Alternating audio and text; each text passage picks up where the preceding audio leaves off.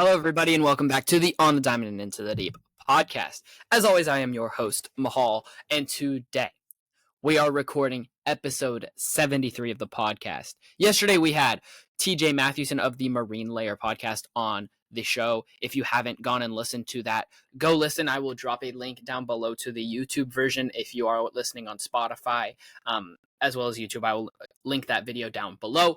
Make sure you like, subscribe, follow, all those things. Leave a 5-star review on your favorite podcast platform. But today, we're reviewing another series win for the Seattle Mariners as they went down to the south side of Chicago to face the Chicago White Sox, a struggling Chicago White Sox, and they found a way to do what they needed to do and get the victory. They won game 1 behind Luis Castillo. They lost game 2 on a little bit of just a really weird day. It looks like the game was going to be rained out. It didn't happen. Just a very random day. And they win game 3 on the back of some homers from your stars, as well as from a guy that maybe you don't expect to come up clutch. And you got innings from Logan Evans, which is all you needed from today's game. But to begin, let's start with Friday. Luis Castillo on the bump, and a very good start from La Piedra. 7 innings, 3 hits, no runs, no walks, 5 Ks. 27 called strike plus whiffs for Castillo on that game. 19 of those coming on the four-seam fastball. He went to the Chicago White Sox and said, "Hit my fastball, why don't you?" And they didn't really hit his fastball.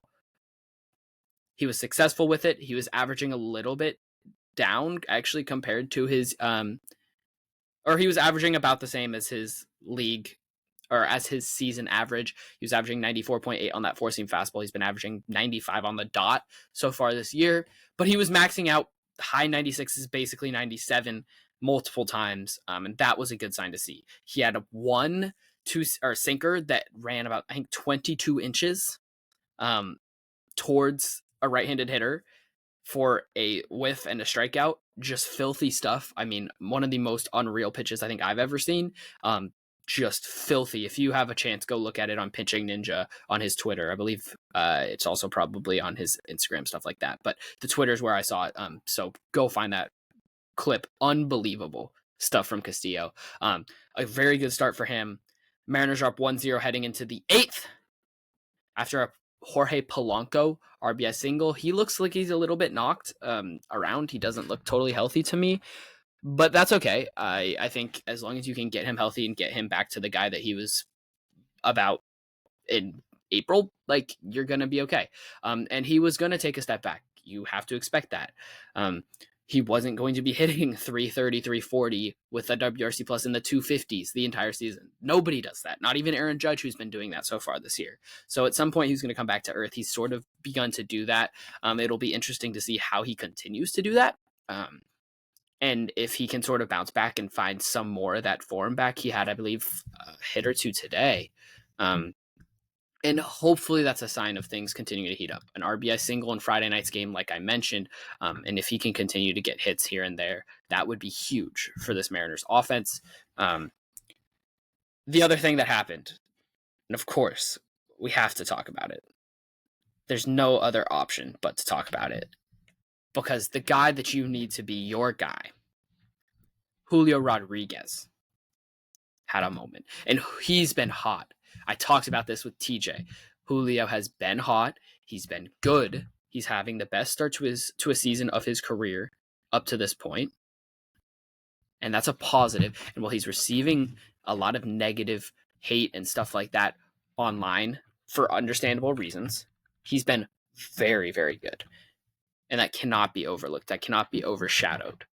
He's having a great season. And he's having a very great season for his standards.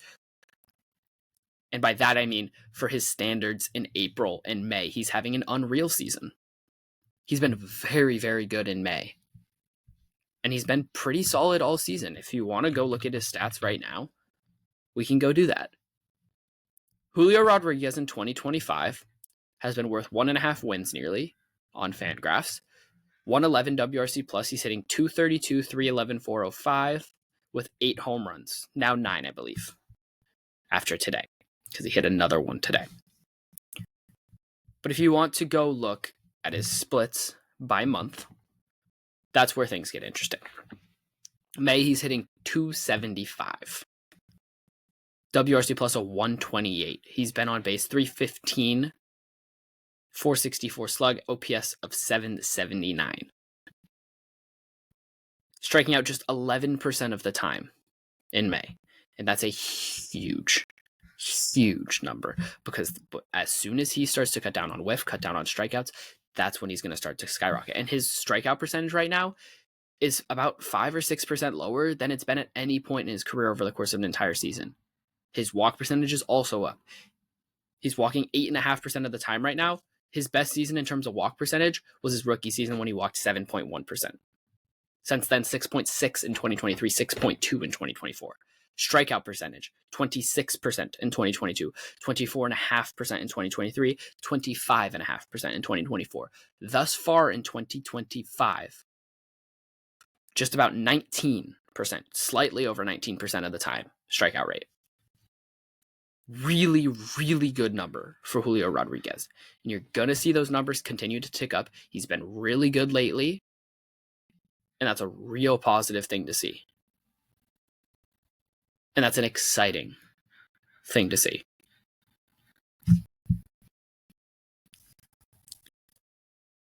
In game 1, he hit a grand slam in the 8th inning to blow the game open.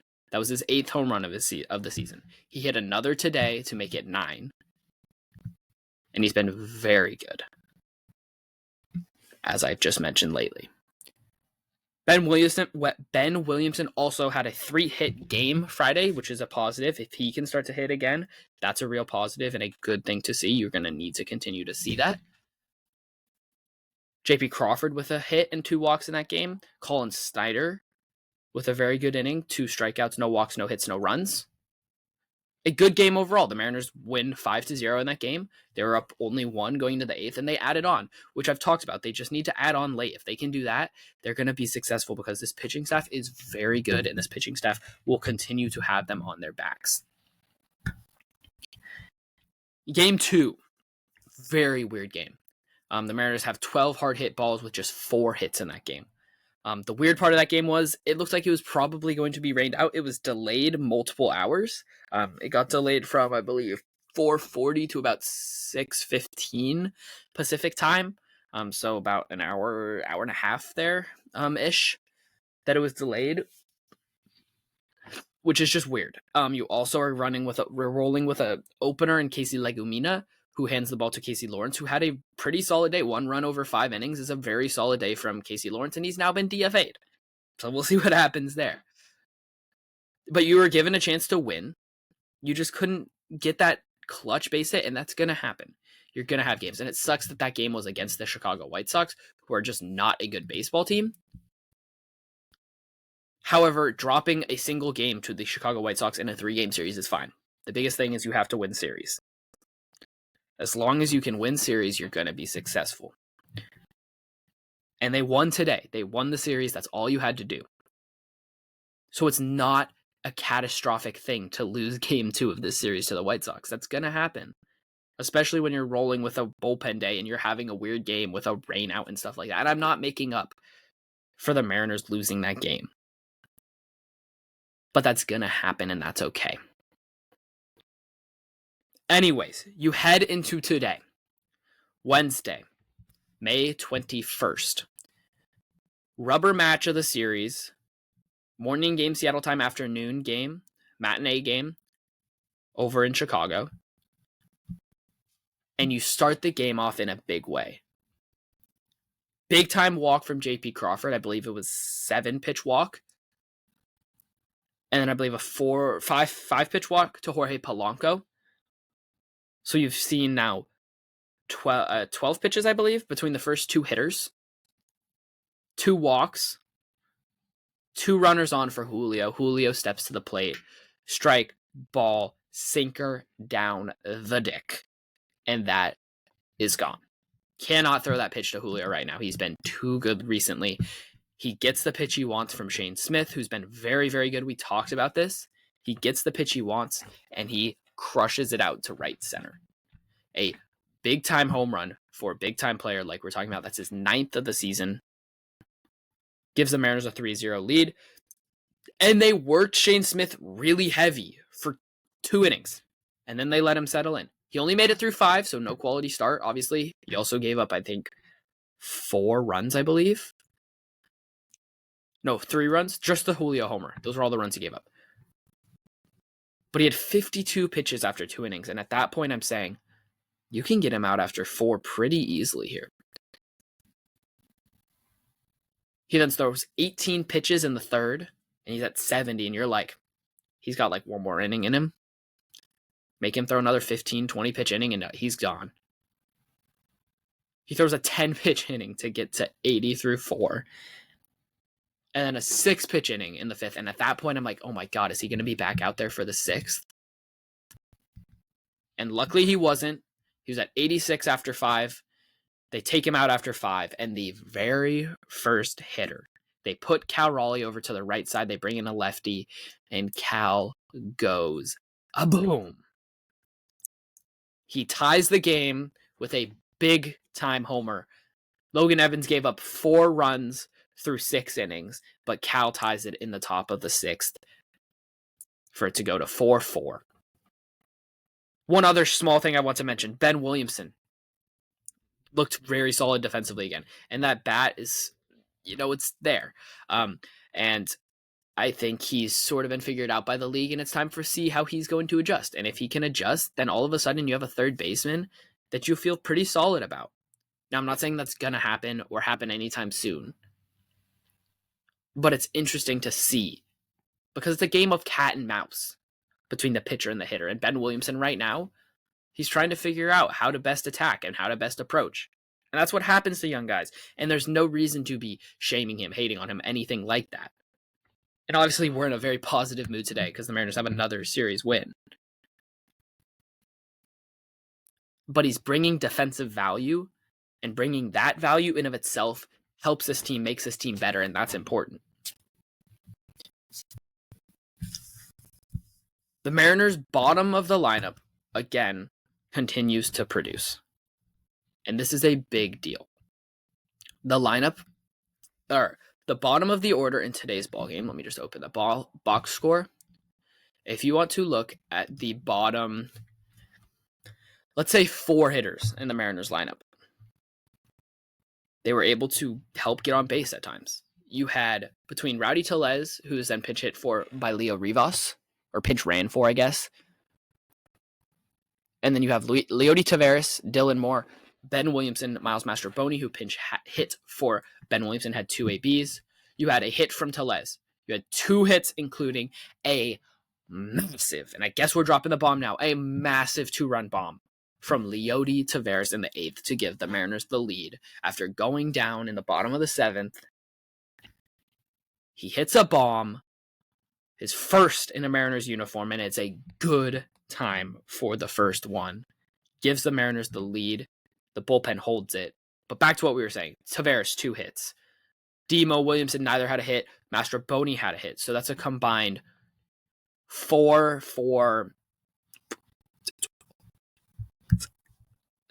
17 with just 4 strikeouts combined and 2 ribbies. Not the best day from the bottom of the lineup, and this is something we'll continue to look back at. But you got the production you needed out of Leody Taveras. He stepped up in a big way and allowed the Mariners to get a big-time win. And then you have Carlos Vargas with a great clean inning. Munoz gave up a hit. Leadoff hit, leadoff single, but he gets the save, comes back, gets 3 straight outs. Mariners win the ball game. They win the series. They head to Houston, 3.5 up on Houston, who lost again today. Big time stuff from the Mariners, and it's good to see. We'll talk about the Houston series tomorrow on tomorrow's episode, which will be episode 74. We'll talk about that as well as George Kirby starting tomorrow with his first start of the season, which is a very positive thing. We'll talk about all things George Kirby, Houston Astros series, division tomorrow. But for now, thank you everybody so much for listening. Like and follow on all the social media platforms at Diamond and Deep on TikTok, Instagram, Twitter. And for now, go M's and peace.